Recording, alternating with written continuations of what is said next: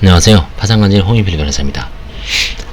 오늘은 법인회생 두 번째 시간입니다. 지난번에는 이제 구회사정립법과의 관계에서 새로운 통합도산법, 채무자회생 및 파산에 관한 법률이 개선된 사항 한 10가지 정도가 이제 차이점을 쭉 자세하게 언급을 했습니다. 채권자 협의의 강화, 그 다음에 청산가치 보장의 원칙 신설, M&A 활성화, 그 다음에 이제 결련 파산 선고 요건의 완화 등 여러 가지가 있습니다. 그래서 오늘은 이제 회생 절차의 흐름을 한번 보겠습니다. 회생 절차의 흐름들은 이제 그림으로 되어 있습니다. 회생 절차 개시 신청은 사업의 계속에 현저한 지정을 초래하지 않고 변적이 있는 채무를 할 수 없는 경우 채무자의 파산 원인 사실 생길 염려가 있는데 개시 신청할 수 있죠. 그 다음에 이 사실이 있는 경우에 일정한 액수 이상의 재산 채권자 또는 일정한 비율을 가진 주주 등도 할 수 있습니다. 개시 신청하고요. 심사를 하고 보전처분 중지명령 등을 발령하고 그 다음에 개시 결정을 하면 제1의 관계인 집행기일 결정을 하고 채권 신고 및 조사기간 결정을 합니다. 관리인은 선임할 수도 있고 불선임할 수도 있고 그 다음에 이제 기각할 수도 있고 기각하면 임의적 파산 선고가 가능합니다. 그 다음에 채권 조사, 목록 제출, 신고 시분입니다. 재산 실태 및 기업가치 조사를 하고요. 조사위원이 보통 회계법인으로 선임되죠. 제1의 관계인 집회를 갖고요. 회생기획안 제출 명령을 합니다. 보통 한 달 이내에 제출하고 회생기획안을 제출하죠. 회생기획안의 심리 및 결의, 제1의 2회 및 3회 관계인 집회 또는 서면 결의 절차, 서면 결의는 주로 안 한다 그랬죠. 특별조사까지 다 병행합니다. 그래서 이제 인가가 되면 67, 예를 들어서 조별로 담보권자조는 4분의 3, 일반 회생채권자조는 4분의 3, 3분의 2. 그래서 어느 한 조가 미달될 시 법원에서 보호를 조건으로 강제 인가를 낼 수 있고요. 크램다운. 회생계획이 인가될 수도 있고, 인가되면 회생계획 수행 변경하고요. 이때 회생 절차가 종결됩니다.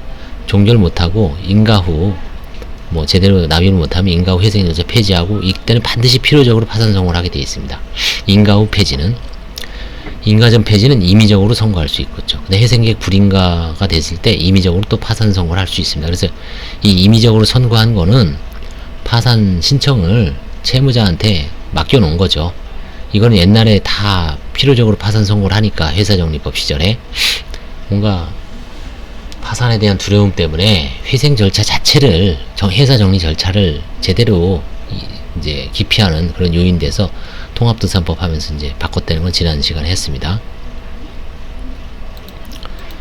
그래서 이제 이런 회생 절차의 흐름에 대해서 이제 쭉 나오고 그래서 14페이지를 한번 가보겠습니다.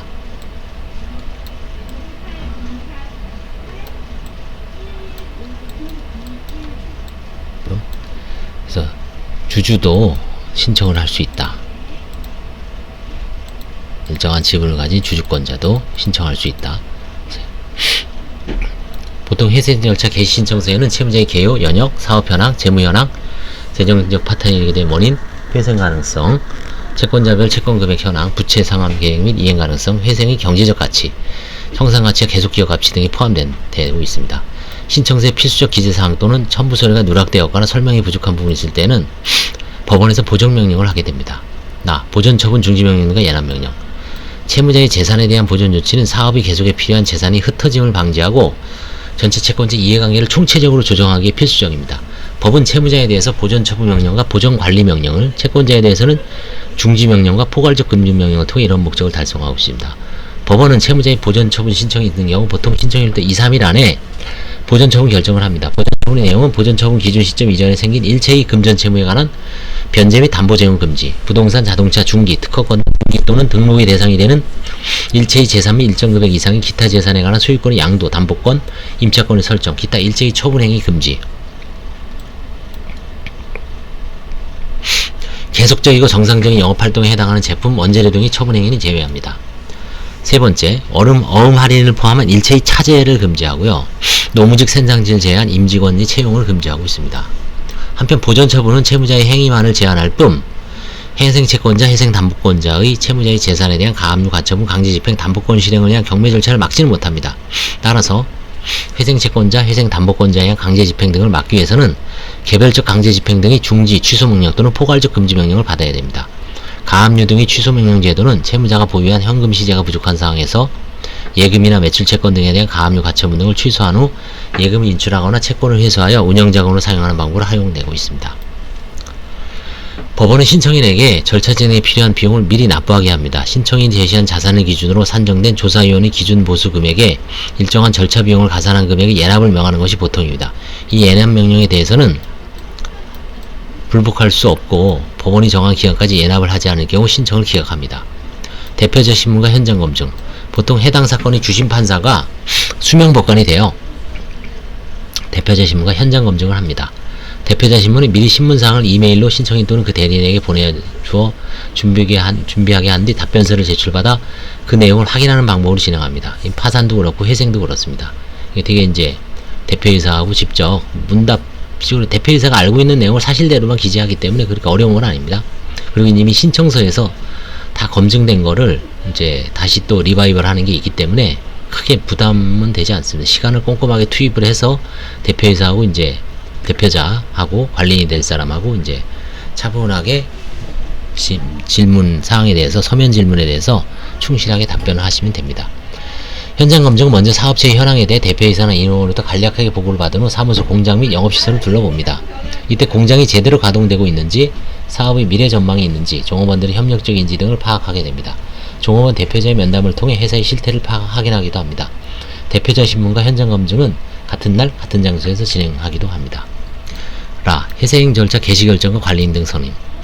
회생 절차의 비용을 미리 납부하지 않은 경우, 회생 절차 개시 신청이 성실하지 않은 경우, 그 밖에 회생 절차 이함이 채권자의 일반 이익에 적합하지 않은 경우 법원은 회생 절차 개시 신청 기각합니다. 이러한 신청 기각 사유가 없으면 회생 절차 개시 결정을 하겠죠. 이때 관리인 및 조사위원 선임과 이들의 역할 수행과 관련된 각종 결정, 재산 목록, 대차 대조표, 각종 보고서의 제출 기간 결정 등을 한꺼번에 하게 됩니다. 개시 결정이 주문, 관리인의 성명 등을 공고하여야 하고 알고 있는 회생 채권자 등에게 위 사항 등을 기재한 서면을 송달해야 합니다. 관리인과 조사위원을 법원으로 출석해 하여 선임증을 수여하면서 개시 결정의 내용을 설명하고 유의사항과 당부사항을 전달합니다.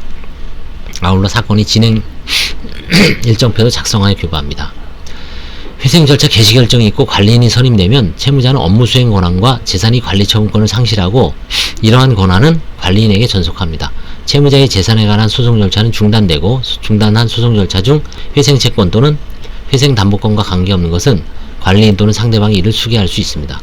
또한 회생 절차 개시 결정이 있으면 파산 또는 회생 절차 개시 신청, 회생 채권 또는 회생 담보권에 기한 채무자의 재산에 대한 강제 집행 등을 할 수 없고 파산 절차나 채무자의 재산에 대하여 이미 행한 회생 채권 또는 회생 담보권에 기한 강제 집행은 중지됩니다. 회생 담보권자나 회생 채권자는 원칙적으로 회생 계획에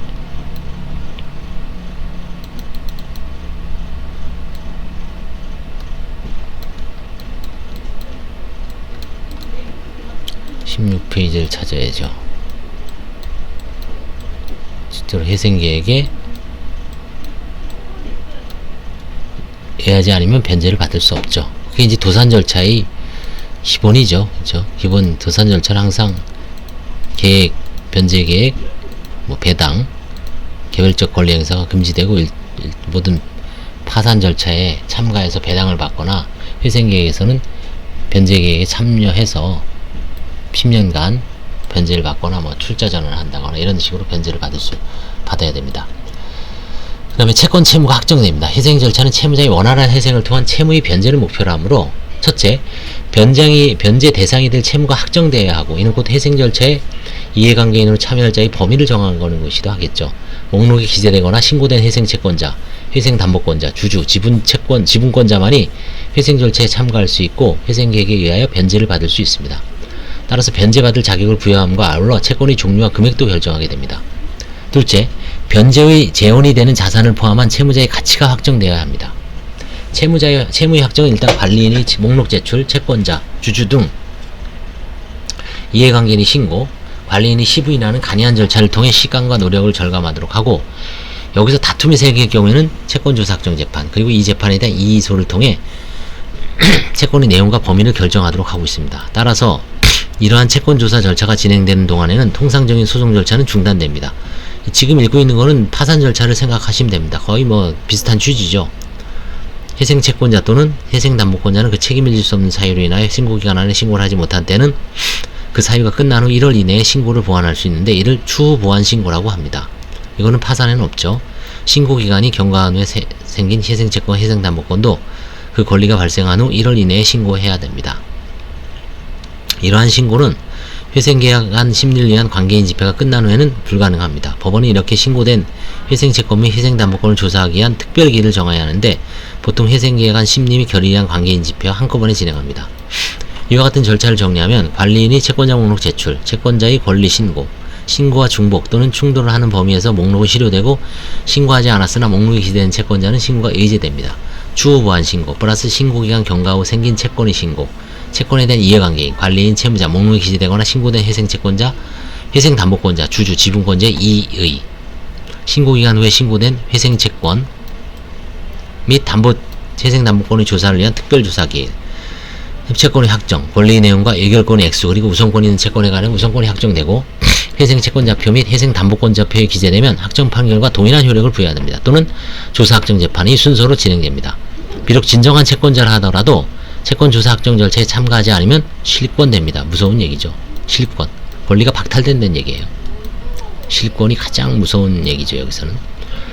한편 회생 절차에서는 회생채권과 공익채권을 구별하여 달리 취급하고 있는데 공익채권에는 회생 절차 진행 비용 등 공동의 이익을 위해서 지출된 비용 채권과 회생 절차 개시 후 각종 거래로 발생한 채권, 그리고 임금채권처럼 사회 정책적 필요에 따라 공익성을 인정한 채권 등이 포함되어 있습니다. 공익채권은 회생 절차에 의하지 아니하고 수시로 변제하며 회생채권과 회생담보권에 우선하여 변제합니다. 회생채권 중에서도 조세채권은 그 성질을 감안하여 특수하게 취급하고 있습니다. 결국 이제 우리가 파산해서의 재단채권과 뭐 비슷한 거의 같은 설명이죠. 그걸 회생에서는 재단채권이라고 안 하고 공익채권이라는 용어를 씁니다. 이게 벌써 이제 좀 차이가 나죠. 여기서 재산 실태 조사 및 기업 가치 평가, 채무자가 회생 가능성이 있는지 여부나 채무 변제 계획을 포함한 회생 계획이 어떻게 수립되어야 하는지 결정하기 위해서는 채무자의 재산 상태와 기업 가치에 대한 정확한 평가가 선행되어야 합니다. 법은 관리인과 조사위원에게 이 역할을 부여하고 있지만 실제로는 대부분의 사건에서 회계 전문가인 조사위원이 작성하는 조사 보고서가 중요한 판단 자료가 되고 있습니다. 청산가치, 채무자의 사업을 구성하는 개별 재산을 분리하여 처분할 때의 가액을 합산한 금액을 말합니다. 팔았을 때 판 금액입니다. 팔 예상 금액. 계속 기업 가치, 채무자의 사업을 계속 존속시키면서 정상적으로 영업을 해 나갈 때의 경제적 가치를 말합니다. 그래서 청산 가치가 계속 기업 가치보다 크면 청산 절차 또는 파산 절차로 가는 것이 채권자에게 유리할 것이므로 계속 기업 가치가 청산 가치보다 더 클 때 회생 절차의 의미가 있죠. 법에 따르면 계속 기업 가치와 청산 가치 이외에는 회생 절차의 개시 및 계속 여부 결정, 회생 계획안을 사업 개송형, 재건형 또는 청산형으로 할지 여부 결정, 회생 계획안이 제출 명하거나 제출된 회생 계획안을 관계인 집회 결의에 붙일지 여부 결정 등이 기준이 되고 있습니다. 계속 기업 가치는 채권자, 기타 이해관계인에게 분배할 재원이 되는 채무자의 미래 가치를 제시함으로써 회생 계획안이 기본 권리를 형성하고, 청산 가치는 법률상 채권자 등 이해관계인,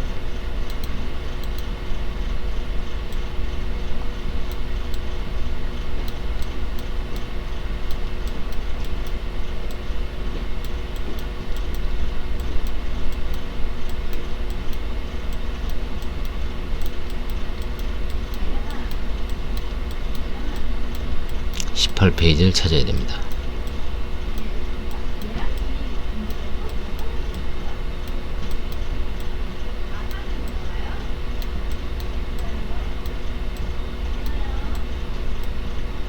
있죠? 예.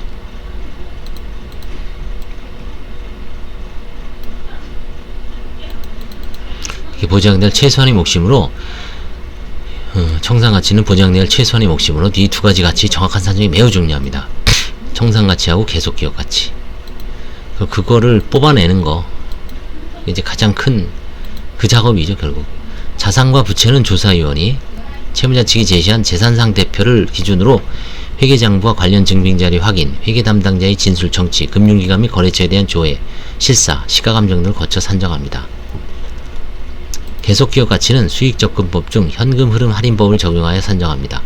이 경우 계속기업가치는 미래 현금 흐름의 현재 가치와 비영업용 자산의 처분대금을 합한 것이며, 미래 현금 흐름의 현재 가치는 회생절차 기간, 보통 회생절차가 개시된 연도를 준비연도로 하고 이후 법이 허용하는 채무유예 상환기간 10년을 추정기간하여 그 기간 동안 영업활동이란 기업가치를 산정합니다. 또한 현금 흐름의 현재 가치와 회생 절차 종료 후 현금 흐름의 현재 가치를 합한 것입니다. 구체적으로는 회생 절차 기간 동안 추정 손익 계산서상 매출액에서 매출원가, 판매비 및 관리비를 차감한 영업이익에서 영업이익에 대한 법인세 비용을 차감한 후 세후 영업이익에 감가상각비 등 현금 유출이 없는 비용을 가산하고 운전자본 및 유형자산에 대한 투자액을 차감하여 현실된 현금 흐름을 채무자의 위험을 반영한 적정 할인율을 할인하여 산출합니다. 조사위원은 계속기업 가치를 산정할 때 시장 성장률, 물가 상승률 등 각종 경제지표, 관련 분야 산업 분석 및 향후 시장 전망, 채무자의 과거 영업 실적, 업종 및 영업의 특수성, 채무자 측이 제시하는 자구계획 등을 참고합니다. 청산가치의 경우 부동산은 지역별, 용도별 낙찰가율을 적용하고 매출채권, 장단기 대여금, 미수금, 선급금, 선급비용, 이게 이제 다 회계 항목입니다. 재고자산, 무형자산, 보증금, 자회사 투자자산 등은 자산의 유형과 성질에 따라 회수 또는 청산비용, 현실적 회수 가능성 등을 감안하여 산정합니다. 4. 채무자의 재산의 확보. 재정적 파탄에 빠진 채무자가 회생하기 위해서는 인적 물적 자원의 유기적 결합체로서의 채무자의 재산이 유지 보존되어야겠죠. 법은 채무자의 재산을 확보하기에 부인권 이사 등 기존 경영진에 대한 손해배상 청구권의 조사 확정 재판, 쌍방, 미이행 쌍무계에 대한 해제 또는 해지 선택권, 상계권의 행사 제한 등 여러가지 특별한 장치들을 마련하고 있습니다. 부인권은 채무자가 지급정지 등 위기 상태에서 행한 채무자의 재산은닉 행위나 편파행위 등의 효력을 부인하여 채무자로부터 일탈된 재산을 원상회복시킴으로써 채무자의 회생을 촉진하거나 이해관계인 사이의 형평에 맞는 분배를 실현하는 제도입니다. 다시 말하면 채무자 또는 개별 채권자의 전략적, 이기적 행동을 무효화함으로써 회생이 발판이 되는 채무자의 재산을 보전 확보하는 것이겠죠. 채무자의 일반 재산을 절대적으로 감소시켜 채권자에게 손해를 끼치는 걸 사행이라고 그러고 채권자 사이 평등을 해치는 행위를 편파행위라고 해서 둘 다 부인 대상이 됩니다. 이사 등 기존 경영진에 대한 손해배상 청구권의 조사 확정 재판은 부실 경영 등의 책임 있는 기존 경영진에 대한 손해배상 청구권의 존부 X를 회생절차 내에서 조사 확정하여 채무자의 재산을 조속히 회복하기 위한 절차입니다. 기존 경영진이 부실 경영 등의 책임은 사임 요구, 퇴직금 채권의 포기, 민사소송 제기 등의 방법을 통하여 물을 수도 있지만 채무자에게는 신속한 재산 회복이 필요하므로 회생절차에서 별도로 마련한 절차입니다. 관리인의 쌍방 미행 쌍무계획 선택권 행사는 채무자가 회생절차 개시 전에 상대방과 사이에 서로 대가관계 있는 쌍무계획을 체결한 상태에서 회생절차 개시 당시 채무자와 상대방 모두 아직 계약의 이행을 완료하지 아니한 때 관리인에게 계약을 일방적으로 해제할 수 있는 권리를 부여한 것입니다. 회생절차 개시 당시 쌍방 미행 상태에 있는 기존 계약관계의 유지가 채무자에게 불리할 경우 관리인이 이를 해제함으로써 계약관계를 해소시켜 채무자의 재산을 해소하고 채무자를 채무부담으로부터 벗어나게 할 수 있는 거죠. 상계권의 행사 제한은 회생채권자, 회생담보권자가 채권 신고기간 말일까지만 상계권을 행사할 수 있도록 하고 회생채권자, 회생담보권자가 채무자의 지급정지 이후 취득한 채무자에 대한 채권으로 회생채권, 회생담보권과 상계하는 것을 금지하여 회생채권자, 회생담보권자가 부당하게 자기 채권을 조기 해소하는 것을 방지하려는 거죠. 그 다음에 이제 제1의 관계집행. 제1의 관계인 집행. 제1의 관계인 집행은 회생절차의 개시로 불안정한 상태에 있는 채권자, 주주, 기타 이해관계인에게 채무자의 현황 등을 정확하게 알리고 회생절차의 진행 등에 관해 의견을 진술할 기회를 부여하기 위해 개최하는 것입니다. 먼저 관리인이 채무자가 회생절차 개시에 이르게 된 사정, 채무자의 20 찾아가야 됩니다. 20 있네요. 20 채무자의 업무 및 재산에 관한 사항, 채무자의 이사 등에 관한 손해배상 청구에 대한 보전 처분 또는 조사 확정 재판을 필요로 한 사정의 유무, 기타 회생에 관하여 필요한 사항, 목록에 기재되거나 신고된 회생채권, 회생담보권에 대하여 조사한 결과를 출석한 이해관계인 앞에서 보고합니다. 이어서 조사위원은 조사 경과, 채무자의 업무 및 재산의 관리, 채무자에 대해 회생 절차를 계속함이 적정한지 여부 등 조사 명령을 받은 사항에 관한 조사 결과와 그 밖의 의견을 보고합니다.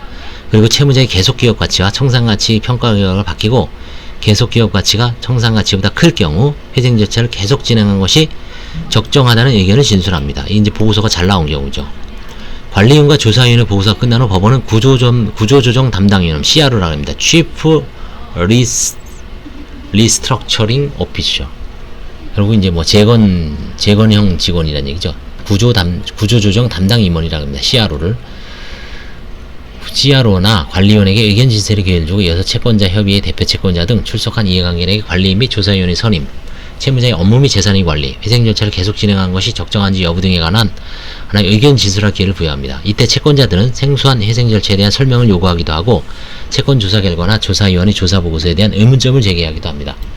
특별한 이의나 문제 제기가 없으면 법원은 관리인에게 제1의 관계인 집행 기일로부터 한 달 정도의 기간을 정하여 채무자의 사업 계속을 내용으로 하는 회생계획안을 작성하여 법원에 제출할 것을 명합니다. 자, 회생계획안의 작성 제출.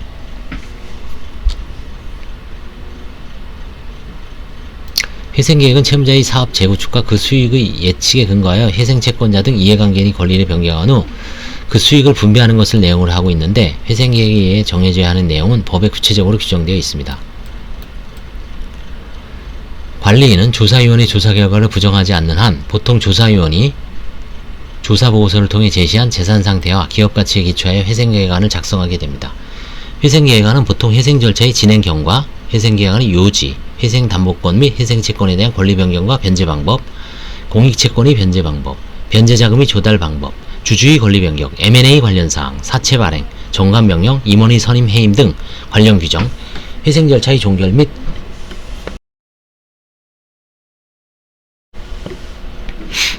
폐지 등 항목으로 구성됩니다.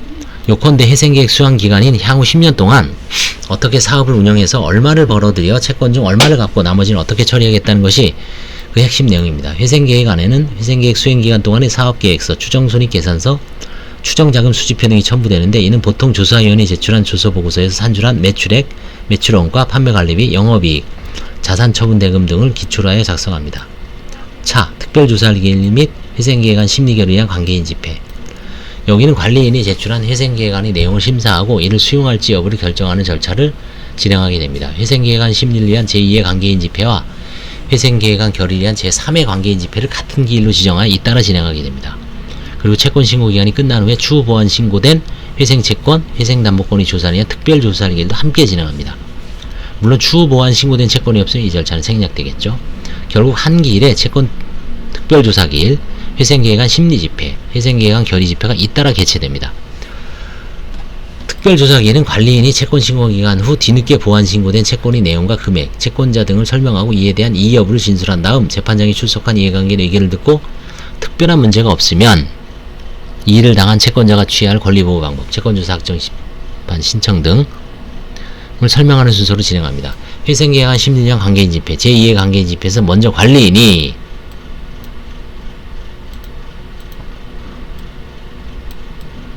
22페이지 22페이지가 어딨지? 아, 이거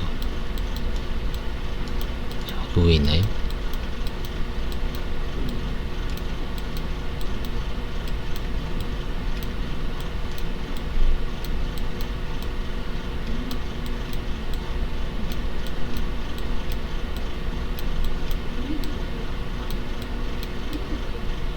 열심히 배어 있네요.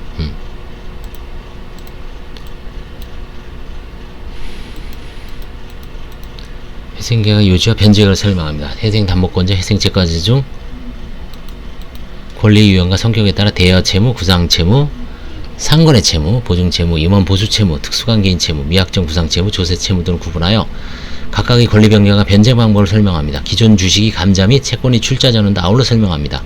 공익채권은 회생계획의 내용에 구속을 받지 않지만 자금 수지에 영향을 미치기 때문에 보통 변제 일정을 함께 설명합니다. 이어서 조사위원이 회생계획안의 수행 가능성과 청산가치 보장 여부에 관한 조사 결과 의견을 진술합니다. 그 다음에는 출석한 이해관계인이 회생계획에 대한 의견을 자유롭게 진술하게 됩니다. 이 과정에서 결의 절차에 들어갈 수 없거나 회생계획을 수정해야 할 정도의 문제가 발견되지 않으면 바로 회생계획안 결의에 대한 관계인 집회를 개최합니다. 회생계획안 결의에 대한 관계인 집회, 3회 관계인 집회는 다음과 같은 방식으로 진행됩니다. 재판장 먼저 조분류 방식과 의결권 부여 기준을 설명하고 의견을 듣습니다. 이때 관리인은 미확정 구상 채무 등 의결권을 인정하기 어려운 채권에 대해 이의를 제기하고 재판부는 즉석에서 그 이의가 상당한지 여부를 판단하여 의결권을 부여할지 여부에 부여한 의결권의 액을 결정합니다. 이 과정이 끝나면 법원은 회생계획안의 가결 요건을 설명한 다음 조별로 한 사람씩 채권자 등을 호명하여 찬성 반대 여부를 묻는 방식으로 결의 절차를 진행합니다. 결의는 보통 1. 첫째, 회생담보권자죠. 의결권 총액의 4분의 3 동의가 필요합니다. 회생채권자죠. 의결권 총액의 3분의 2 이상 67%. 동의가 필요합니다. 75%. 3. 주주죠. 출석한 주식 총수의 2분의 1 이상 동의가 필요합니다. 로 나누어 조별로 실시합니다. 하지만 회생 절차 개시 당시 채무자의 부채 총액이 자산 총액을 초과하면 주주는 의결권이 없습니다. 결의가 끝나면 현장에서 바로 컴퓨터 프로그램을 통해 집계한 다음 그 결과를 공표하고 결의 정직수 충족에 따라 가결 또는 부결을 선포합니다. 법원은 회생계획안이 가결된 경우 그 회생계획안이 공정, 형평의 원칙, 평등의 원칙, 정상가치 보장의 원칙, 수행 가능성 등 요건을 모두 갖췄다고 판단되면 인가 여부에 대한 이해관계인의 의견을 들은 후 보통 관계인 집회 당일 바로 회생계획 인가 결정을 선고합니다.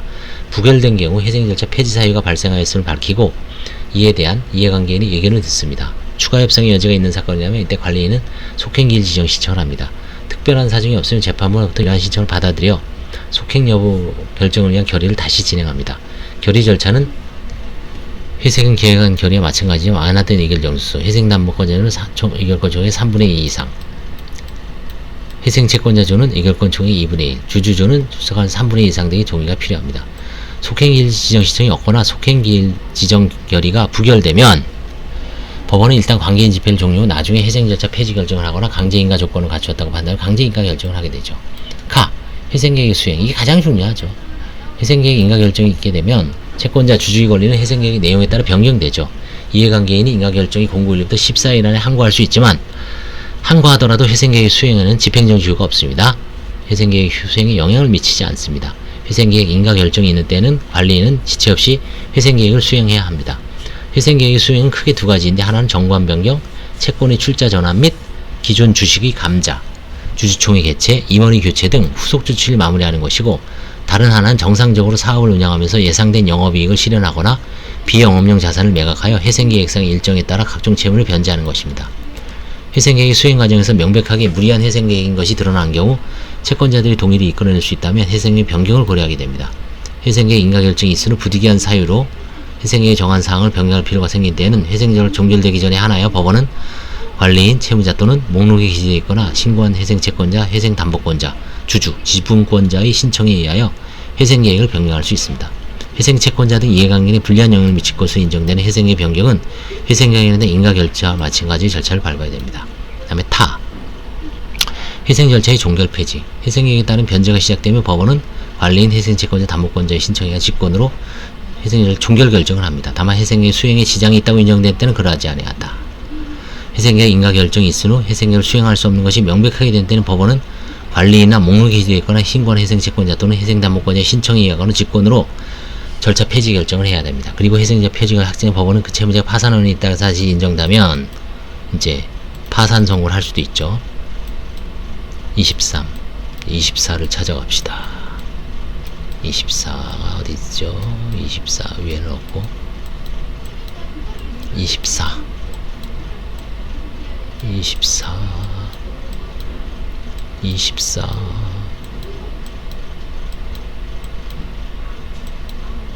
24이네. 된 직권으로 파산 선고를 해야 됩니다. 자, 그래서 회생 절차의 전체적인 흐름, 이거는 이제 기존에 뭐 한 쭉 이제 앞으로 이거를 이제 계속 할 겁니다. 그래서 오늘은 그냥 뭐 대략적으로 오늘 것만 전체적으로 흘렀고, 이제 앞으로는 다음 시간에는 회생 절차의 새로운 흐름, 뭐 패스트트랙, 다음에 요즘은 또 뭐죠? 뭐 또 요즘 새로운 제도가 또 새로 생겨서 여러 가지가 있기 때문에 이거 교과서, 새로운 교과서를 보는 게 좋죠. 저는 이제 옛날 교과서를 보고 있는데, 일단 오늘은 회생 절차의 흐름에서 마치고 다음에 회생 절차의 새로운 흐름에 대해서 보겠습니다. 감사합니다.